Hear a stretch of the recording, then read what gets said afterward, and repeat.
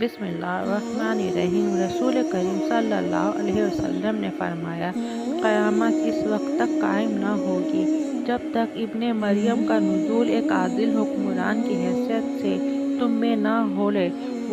وہ صلیب توڑیں گے اور سوروں کو قتل کر دیں گے اور جزیہ قبول نہیں کریں گے۔